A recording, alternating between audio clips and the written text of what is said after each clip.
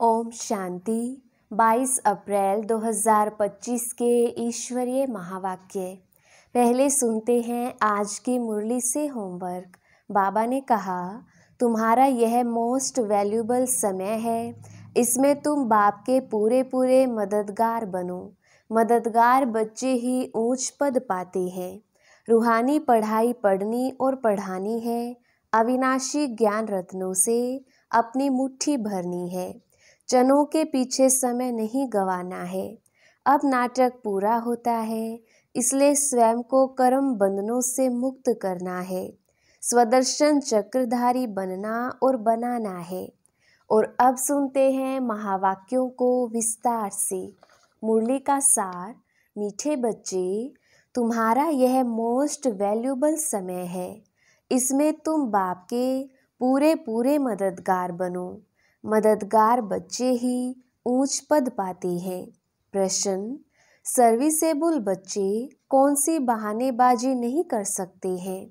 उत्तर, serviceable बच्चे यह बहाना नहीं करेंगे कि बाबा यहाँ गर्मी है, यहाँ ठंडी है, इसलिए हम सर्विस नहीं कर सकते हैं। थोड़ी गर्मी हुई या ठंडी पड़ी तो नाजुक नहीं बनना है। ऐसे नहीं, हम तो सहन ही नहीं कर सकते हैं। इस दुख धाम में दुख सुख, गर्मी सर्दी, निंदा स्तुति सब सहन करना है। बहानेबाजी नहीं करनी है। गीत। धीरज धर मनवा। ओम शांति।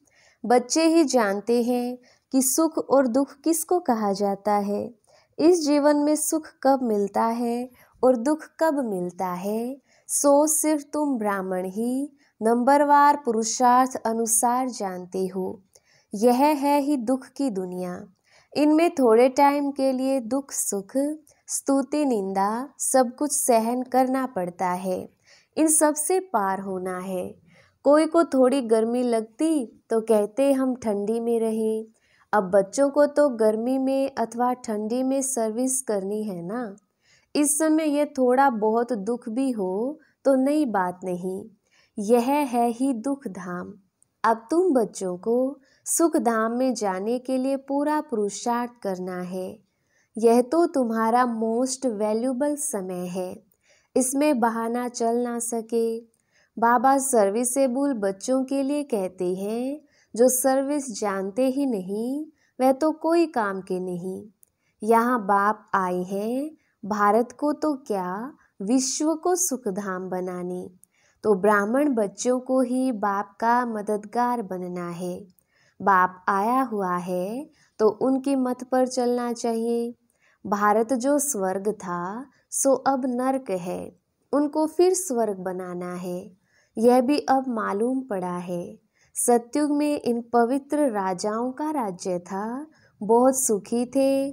फिर अपवित्र राजाएं भी बनती हैं। ईश्वर अर्थ दान पुण्य करने से तो उनको भी ताकत मिलती है। अभी तो है ही प्रजा का राज्य, लेकिन यह कोई भारत की सेवा नहीं कर सकते। भारत की अथवा दुनिया की सेवा तो एक बेहद का बाप ही करते हैं। अब बाप बच्चों को कहते हैं, मीठे बच्चे अब हमारे साथ मददगार बनो। कितना प्यार से समझाते हैं। देही अभिमानी बच्चे समझते हैं। देह अभिमानी क्या मदद कर सकेंगे, क्योंकि माया की जंजीरों में फंसे हुए हैं। अब बाप ने डायरेक्शन दिया है कि सबको माया की जंजीरों से, गुरुओं की जंजीरों से छुड़ाओ। तुम्हारा धंधा ही यह है। बाप कहते हैं, मेरे जो अच्छे मददगार बनेंगे पद भी वह पाएंगे। बाप खुद सम्मुख कहते हैं, मैं जो हूँ जैसा हूँ, साधारण होने के कारण मुझे पूरा नहीं जानते हैं। बाप हमको विश्व का मालिक बनाते हैं, यह नहीं जानते।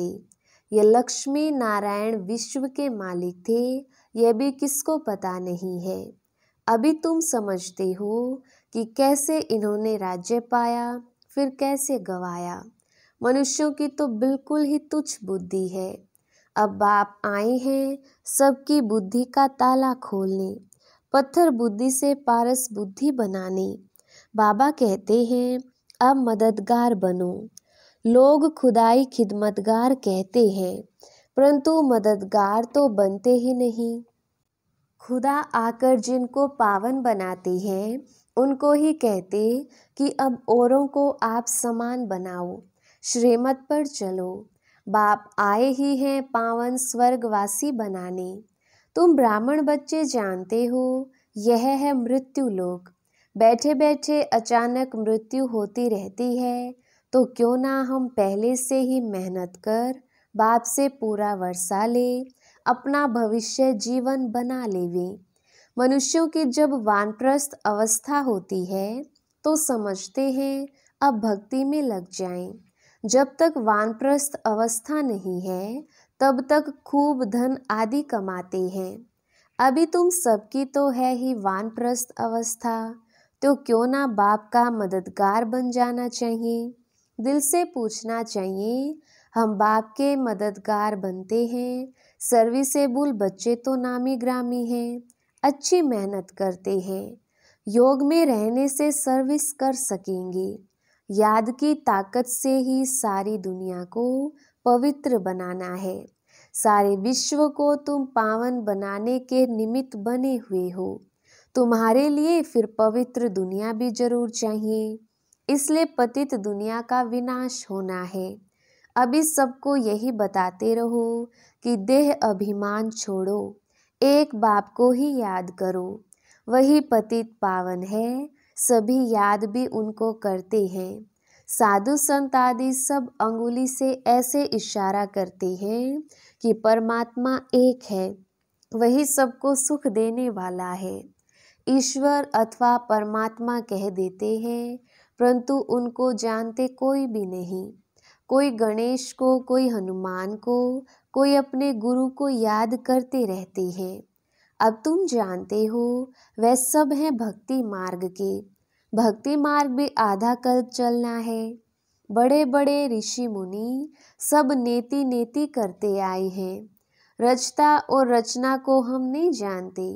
बाप कहते हैं वह त्रिकालदर्शी तो है नहीं। बीज रूप ज्ञान का सागर तो एक ही है, वह आते भी हैं भारत में। शिव जयंती भी मनाते हैं और गीता जयंती भी मनाते हैं, तो कृष्ण को याद करते हैं, शिव को तो जानते नहीं। शिव बाबा कहते हैं पतित पावन ज्ञान का सागर तो मैं हूँ, कृष्ण के लिए तो कह ना सकी। गीता का भगवान कौन, यह बहुत अच्छा चित्र है। बाप यह चित्र आदि सब बनवाते हैं बच्चों के ही कल्याण लिए। शिव बाबा की महिमा तो कंप्लीट लिखनी है, सारा मदार इन पर है। ऊपर से जो भी आते हैं वह पवित्र ही हैं। पवित्र बनने बिगर कोई जा ना सके। मुख्य बात है पवित्र बनने की। वह है ही पवित्र धाम जहाँ सभी आत्माएं रहती हैं। यहाँ तुम पार्ट बजाते बजाते पतित बने हो।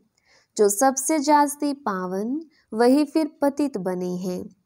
देवी देवता धर्म का नाम निशान ही गुम हो गया है। देवता धर्म बदल हिंदू धर्म नाम रख दिया है। तुम ही स्वर्ग का राज्य लेते हो फिर गवाते हो। हार और जीत का खेल है। माया ते हारे हार है, माया ते जीते जीत है।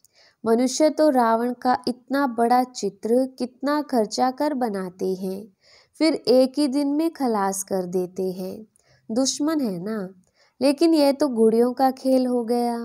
शिव बाबा का भी चित्र बनाए, पूजा कर, फिर तोड़ डालते हैं। देवियों के चित्र भी ऐसे बनाए, फिर जाकर डुबोते हैं।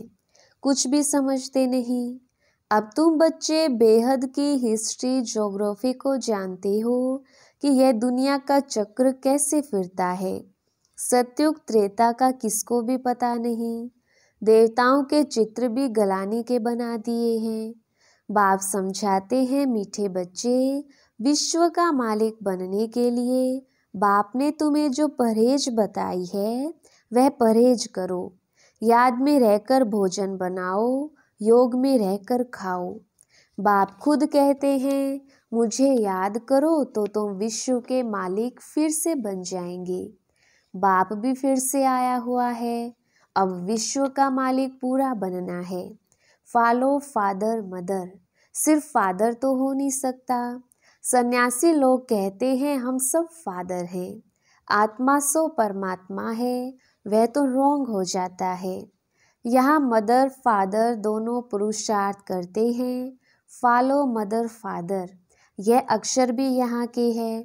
अभी तुम जानते हो, जो विश्व के मालिक थे, पवित्र थे, अब वह अपवित्र हैं, फिर से पवित्र बन रहे हैं। हम भी उनकी श्रीमत पर चल यह पद प्राप्त करते हैं। वह इन द्वारा डायरेक्शन देते हैं, उस पर चलना है। फॉलो नहीं करते तो सिर्फ बाबा बाबा कह मुख मीठा करते हैं। फॉलो करने वाले को ही सपूत बच्चे कहेंगे ना। जानते हो, मम्मा बाबा को फॉलो करने से हम राजाई में जाएंगे, यह समझ की बात है। बाप सिर्फ कहते हैं मुझे याद करो तो विकर्म विनाश हो। बस और कोई को भी यह समझाओ तुम कैसे 84 जन्म लेते लेते अपवित्र बने हो, अब फिर पवित्र बनना है। जितना याद करेंगे तो पवित्र होते जाएंगे। बहुत याद करने वाले ही नई दुनिया में पहले पहले आएंगे। फिर औरों को भी आप समान बनाना है। प्रदर्शनी में बाबा मम्मा समझाने लिए जा नहीं सकते। बाहर से कोई बड़ा आदमी आता है तो कितने ढेर मनुष्य जाते हैं उनको देखने के लिए कि यह कौन आया है, यह तो कितना गुप्त है। बाप कहते हैं मैं इस ब्रह्मा तन से बोलता हूँ, मैं ही इस बच्चे का रिस्पॉन्सिबल हूँ। तुम हमेशा समझो शिव बाबा बोलते हैं, वह पढ़ाते हैं। तुमको शिव बाबा को ही देखना है, इनको नहीं देखना है। अपने को आत्मा समझो और परमात्मा बाप को याद करो। हम आत्मा हैं, आत्मा में सारा पार्ट भरा हुआ है। यह नॉलेज बुद्धि में चक्र लगानी चाहिए। सिर्फ दुनियावी बातें ही बुद्धि में होंगी तो गोया कुछ नहीं जानते, बिल्कुल ही बदतर हैं। परंतु ऐसे ऐसे का भी कल्याण तो करना ही है। स्वर्ग में तो जाएंगे परंतु ऊंच पद नहीं, सजाएं खाकर जाएंगे। ऊंच पद कैसे पाएंगे, वह तो बाप ने समझाया है। एक तो स्वदर्शन चक्रधारी बनो और बनाओ, योगी भी पक्के बनो और बनाओ। बाप कहते हैं मुझे याद करो, तुम फिर कहते बाबा हम भूल जाते हैं। लज्जा नहीं आती? बहुत हैं जो सच बताते नहीं हैं, भूलते बहुत हैं। बाप ने समझाया है कोई भी आए तो उनको बाप का परिचय दो। अब 84 का चक्र पूरा होता है, वापिस जाना है। राम गयो रावण गयो, इसका भी अर्थ कितना सहज है। जरूर संगम युग होगा जबकि राम का और रावण का परिवार है। यह भी जानते हो सब विनाश हो जाएंगे, बाकी थोड़े रहेंगे। कैसे तुमको राज्य मिलता है, वह भी थोड़ा आगे चल सब मालूम पड़ जाएगा। पहले से ही तो सब नहीं बताएंगे ना, फिर वह तो खेल हो ना सके। तुमको साक्षी हो देखना है, साक्षात्कार होते जाएंगे। इस 84 के चक्र को दुनिया में कोई नहीं जानते। अभी तुम बच्चों की बुद्धि में है। हम वापिस जाते हैं। रावण राज्य से भी छुट्टी मिलती है, फिर अपनी राजधानी में आएंगे। बाकी थोड़े रोज हैं, यह चक्र फिरता रहता है ना। अनेक बार यह चक्र लगाया है। अब बाप कहते हैं जिस कर्म बंधन में फंसे हो उनको भूलो। गृहस्थ व्यवहार में रहते हुए भूलते जाओ। अब नाटक पूरा होता है, अपने घर जाना है। इस महाभारत लड़ाई बाद ही स्वर्ग के गेट्स खुलते हैं। इसलिए बाबा ने कहा यह नाम बहुत अच्छा है, गेट वे टू हेवन। कोई कहते लड़ाइयाँ तो चलती आई हैं, बोलो मूसलों की लड़ाई कब लगी है? यह मूसलों की अंतिम लड़ाई है। 5000 वर्ष पहले भी जब लड़ाई लगी थी तो यह यज्ञ भी रचा था। इस पुरानी दुनिया का अब विनाश होना है, नई राजधानी की स्थापना हो रही है। तुम ये रूहानी पढ़ाई पढ़ते हो राजाई के लिए, तुम्हारा धंधा है रूहानी, जिस्मानी विद्या तो काम आनी नहीं है। शास्त्र भी काम नहीं आएंगे तो क्यों ना इस धंधे में लग जाना चाहिए। बाप तो विश्व का मालिक बनाते हैं। विचार करना चाहिए कौन सी पढ़ाई में लगे। वह तो थोड़े डिग्रियों के लिए पढ़ते हैं, तुम तो पढ़ते हो राजाई के लिए। कितना रात दिन का फर्क है। वह पढ़ाई पढ़ने से भूगरे भी मिलेंगे या नहीं पता थोड़े ही है। किसका शरीर छूट जाए तो भूगरे भी गए। यह कमाई तो साथ चलने की है। मौत तो सिर पर खड़ा है। पहले हम अपनी पूरी कमाई कर लेवें। यह कमाई करते करते दुनिया ही विनाश हो जानी है। तुम्हारी पढ़ाई पूरी होगी तब ही विनाश होगा। तुम जानते हो जो भी मनुष्य मात्र हैं उनके मुट्ठी में है भूगरे, उसको ही बंदर मिसल पकड़ बैठे हैं। अब तुम रतन ले रहे हो, इन भूगरों से ममत्व छोड़ो। जब अच्छी रीति समझते हैं तब भूगरों की मुट्ठी को छोड़ते हैं। यह तो सब खाक हो जाना है। अच्छा, मीठे मीठे सिकिलदे बच्चों प्रति माता पिता बाप दादा का याद प्यार और गुड मॉर्निंग। रूहानी बाप की रूहानी बच्चों को नमस्ते। हम रूहानी बच्चों की रूहानी बाप दादा को याद प्यार गुड मॉर्निंग और नमस्ते जी। धारणा के लिए मुख्य सार। पहला पॉइंट, रूहानी पढ़ाई पढ़नी और पढ़ानी है। अविनाशी ज्ञान रत्नों से अपनी मुट्ठी भरनी है। चनों के पीछे समय नहीं गंवाना है। दूसरा पॉइंट, अब नाटक पूरा होता है, इसलिए स्वयं को कर्म बंधनों से मुक्त करना है। स्वदर्शन चक्रधारी बनना और बनाना है। मदर फादर को फॉलो कर राजाई पद का अधिकारी बनना है। वरदान, संकल्प को भी चेक कर व्यर्थ के खाते को समाप्त करने वाले श्रेष्ठ सेवाधारी भव। विस्तार, श्रेष्ठ सेवाधारी वह है जिसका हर संकल्प पावरफुल हो। एक भी संकल्प कहाँ भी व्यर्थ ना जाए, क्योंकि सेवाधारी अर्थात विश्व के स्टेज पर एक्ट करने वाले। सारी विश्व आपको कॉपी करती है। यदि आपने एक संकल्प व्यर्थ किया तो सिर्फ अपने प्रति नहीं किया, लेकिन अनेकों के निमित्त बन गए। इसलिए अब व्यर्थ के खाते को समाप्त कर श्रेष्ठ सेवाधारी बनो। स्लोगन, सेवा के वायुमंडल के साथ बेहद के वैराग्य वृत्ति का वायुमंडल बनाओ। अव्यक्त इशारे, कंबाइंड रूप की स्मृति से सदा विजयी बनो। संगम युग है ही कंबाइंड रहने का युग।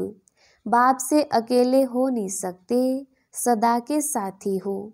सदा बाप के साथ रहना अर्थात सदा संतुष्ट रहना। बाप और आप सदा कंबाइंड हो तो कंबाइंड की शक्ति बहुत बड़ी है। एक कार्य के बजाय 1000 कार्य कर सकते हो, क्योंकि 1000 भुजाओं वाला बाप आपके साथ है। अच्छा, ओम शांति।